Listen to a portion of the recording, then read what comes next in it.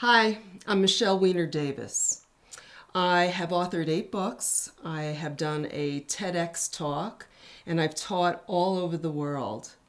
But my most important credential today is that I have been working with couples for nearly 4 decades, and I want to do what I can to help you navigate any relationship hurdles that you might encounter in the upcoming weeks.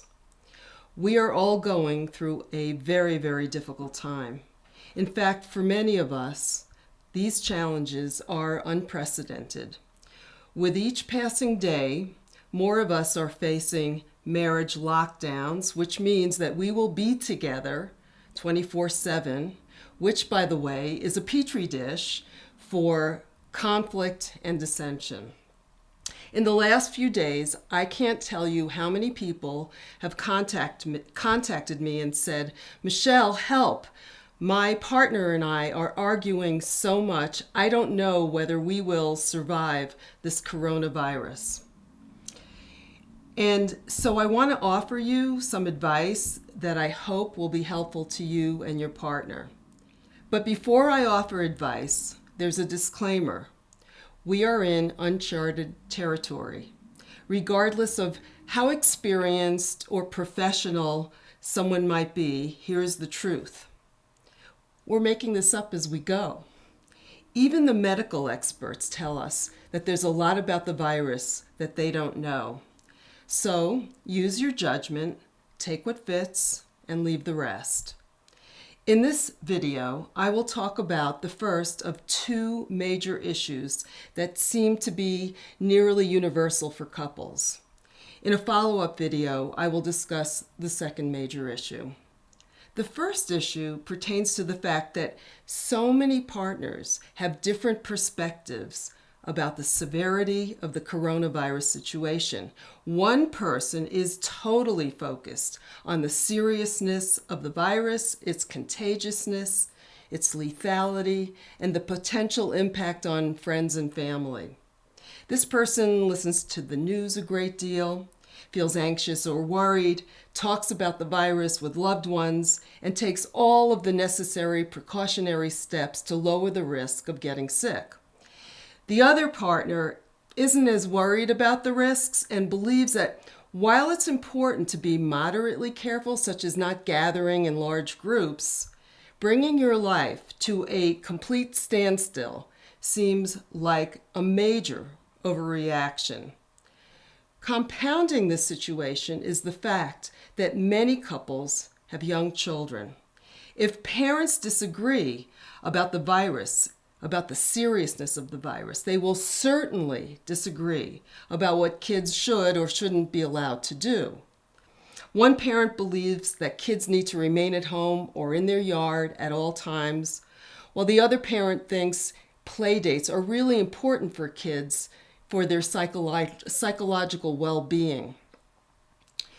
So a couple in Colorado has had this sort of an argument, and it escalated to the point of physical violence, and both parents ended up getting arrested. And this happened in front of their child.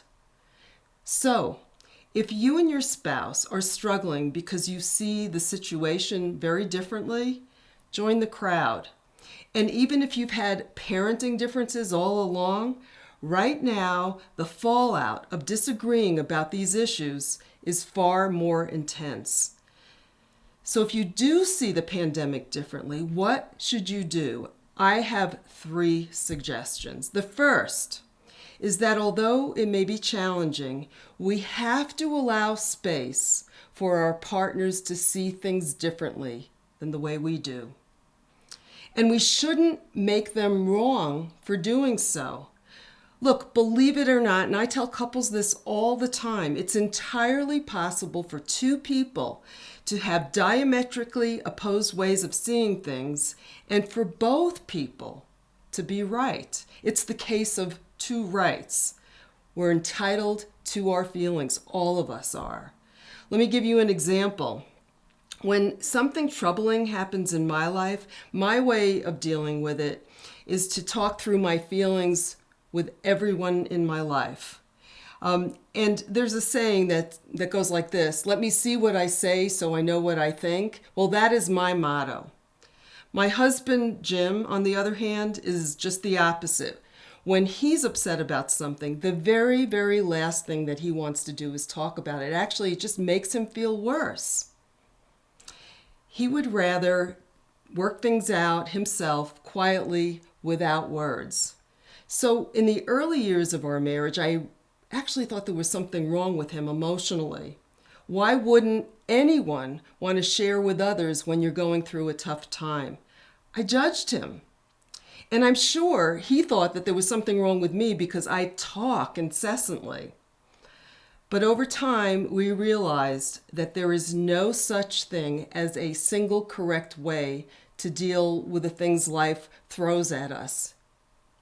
And so we started to honor these differences in each other.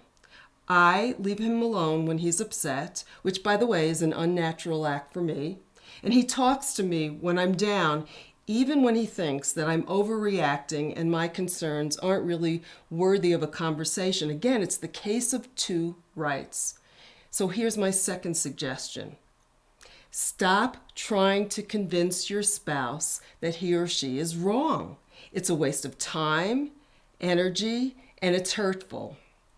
Instead, every time you and your spouse reach a major impasse, I want you to take a deep breath and repeat after me.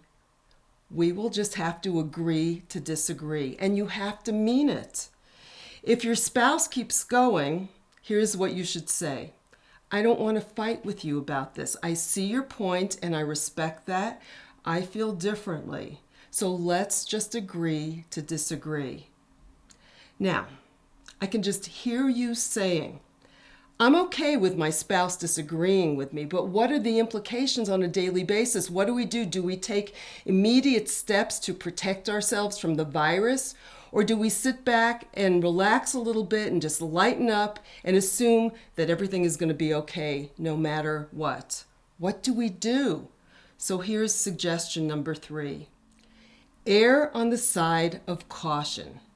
This means that you should both compromise on what's negotiable, for sure. But if you're the more relaxed spouse, you should be willing to take precautions that might seem unnecessary to you. This doesn't make your more cautious spouse right.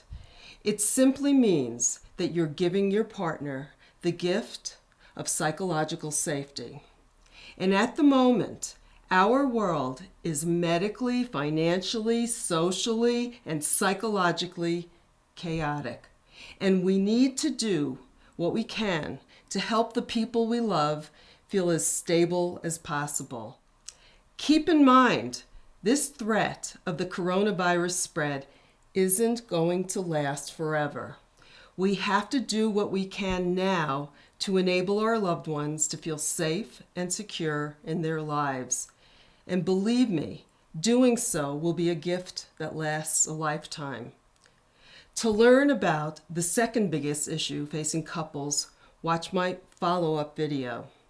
Stay safe and love each other.